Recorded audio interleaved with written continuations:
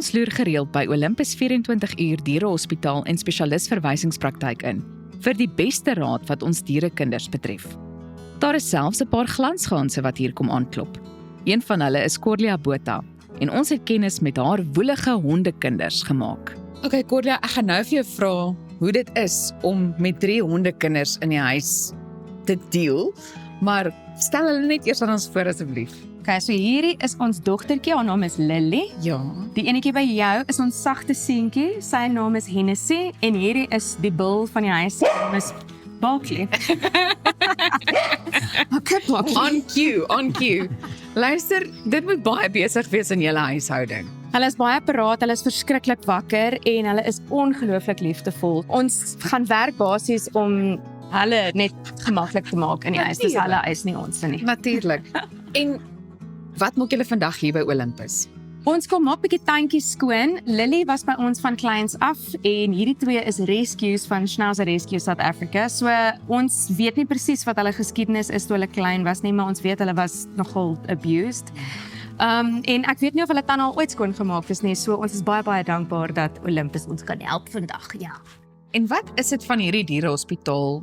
Jy weet, wat maak hulle so uitsonderlik? Ek dink die attention to detail is vir my baie belangrik en die feit dat jy word altyd so welkom net warm gegroet en hulle stap regtig die ekstra myl. Bruno en sy hele span is so ongelooflik en ek weet nie of ek sommer my diere aan enigiemand anders sal toevertrou nie. En hoe lank stap julle nou al 'n pad saam met hierdie dierehospitaal? Ek dink ons stap nou al 5 of 6 jaar 'n pad van honde tot katte tot alles. Ek al hier deur die drempel deurgeloop. So hierso is ons babas nou jare later. Ons hou julle op sosiale media dop en ons weet julle reis baie. Wat gebeur dan met die dierekinders? So dierekinders is baie bevoordeel. Hulle het vir oupa Andrei, so hy's daar en dan het ons 'n wonderlike voorman op die plot, sy naam is Lazarus. Lazarus is baie lief vir ons diere. Ons het ook 'n kooipan by die huis. So hy kyk vreeslik mooi na al ons diere en ons kry gereeld foto's en video's en al die dinge so. Maar ons mis hulle verskriklik. En ek is seker van hulle persoonlikhede verskil ook, né? Ietsie oulik wat jy dalk kan uitsonder van elkeen? Absoluut. Wel, soos julle gesien het, Barkley is net op sy eie mission. Barkley is die main peanut in die packet, as ek kan sê. Hy is altyd eerste by die deur uit as daar moet geblaf word, maar hy is die grootste cuddlebug. Hy is mal vir cuddle. So hy spring op die bank en hy kom gooi homself so teen jou. Lily steel almal se harte. Almal wat by die huis aankom, wil haar net vat. Hennessy, ek het gesê hy is 'n sagte seentjie. Hennessy het baie moeiliker aangepas by 'n nuwe huis en ek dink die abuse wat hy daar gekry het was erger. Nadat ons van die laaste reis af teruggekom het, het hy net handomkeer verander. Hy kom spring ook nou, soos Barkley by ons op die banke en hy krap nou en selfs met vreemde mense, hy het dit nou selfs met jou gedoen. So ek dink dit was regtig 'n keerpunt in Hennessy se lewe en ons is baie dankbaar om hulle by ons te hê.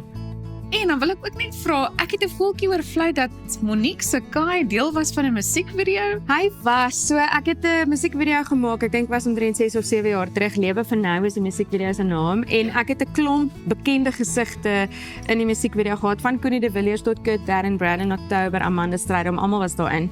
En ek het vir almal ietsie gegee wat completely uit hulle comfort zone uit is om te doen, maar ietsie wat fun is, en Ja. Ek weet Monique se hond is net ongelooflik cute. So hy het vir ons kom tel en kom blaf op kamera. So ja, ek dink dit was die eerste vir die hele filmspan om 'n hond in die studio te hê, maar hy het net almal se harte gesteel. Ja, so ek ken vir Kai baie goed.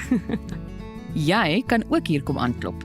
Besoek olympus24hourvet.com vir meer inligting.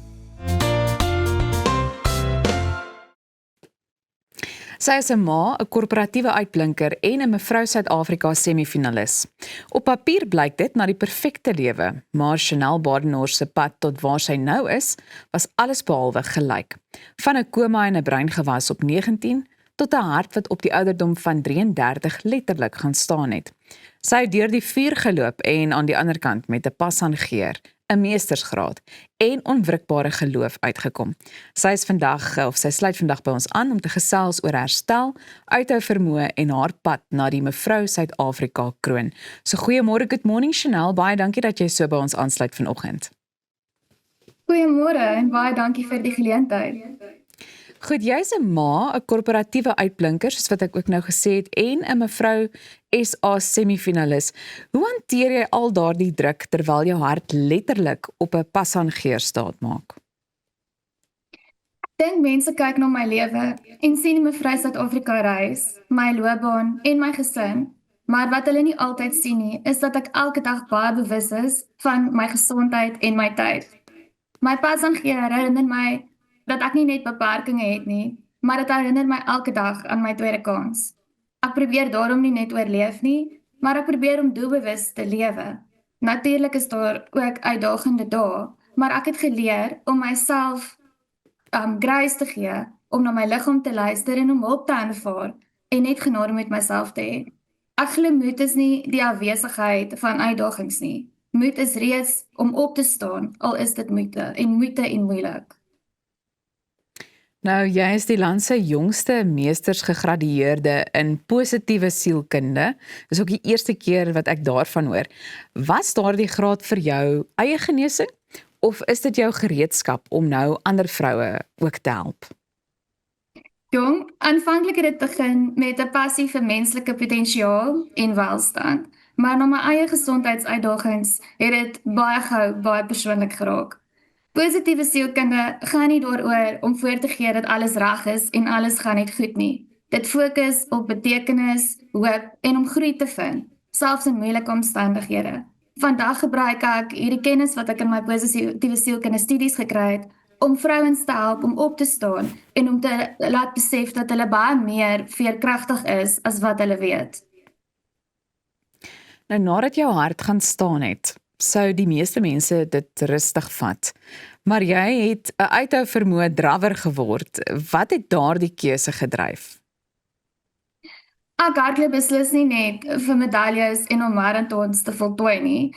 Hierdie was op aanbeveling van 'n mediese span. En baie vinnig het iets wat rehabilitasie was, my passie geword. So nou doen ek en ek hardloop vir medaljes en om marathonne te voltooi. Ek is ook nou baie kompeterend oor my pace. Vandag herinner elke kilometer vir my dat ek 'n tweede kans gekry het en dat my diagnose nie my toekoms bepaal nie. Goed, mevrou Suid-Afrika gaan oor meer as net mooi rokke. So, as die sogenaamde Queen of Hearts, wat is die spesifieke boodskap wat jy op daardie verhoog wil laat? My boodskap is eenvoudig. Jou grootste uitdaging hoef nie jou identiteit te word nie. Dit kan wel jou grootste doel word. As iemand wat elke dag met hierdie passangeer lewe, wil ek vrouens inspireer om hulle drome na te streef. Hulle hoef nie alles perfek te hê of ewen genees te wees nie. Om 'n verskil te begin maak nie. Begin net vandag, stap vir stap met wat jy het. En vir 'n vrou wat vandag miskien in 'n donker seisoen sit en voel asof sy, jy weet, dalk wil opgee, wat sou jy sê is die heel eerste stap om weer daai krag te vind? Wat vir my gewerk het in my grootste en moeilikste uitdagings, en ek is deur baie, het ek geleer om nie te fokus op die berg wat voor jou lê nie. Fokus op tree vir tree. Soms lyk herstel of verandering baie oorweldigend. Maar jy hoef nie vandag alles dadelik uit te pleis nie. Neem net die volgende tree. Ek vra vir hulp, hou vas in geloof en onthou dat hierdie huidige seisoen nie jou eindbestemming is nie. Onthou ook dan die mense wat vir jou belangrik en lief is. Ek gebruik die voorbeeld graag van sonneblommetjies. Wanneer hulle krag min is, kyk hulle gesigte na mekaar toe. En dit is waar mense jou krag vandaan kry. En dan 'n onwrikbare geloof, soos jy gesê het. Absoluut.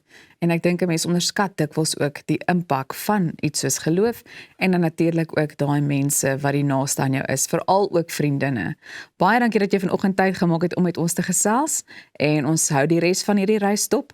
En dis ongelukkig altyd wat ons nou vandag saam met Chanel het. Ons gaan haar reis by mevrou Suid-Afrika beslis fyn dophou. Maar maak ook seker jy hou ons dop, want ons is binnekort weer terug. Jy is ingeskakel op Goeiemôre, Good Morning en ons hoop jy kuier heerlik saam vir die res van vandag se program.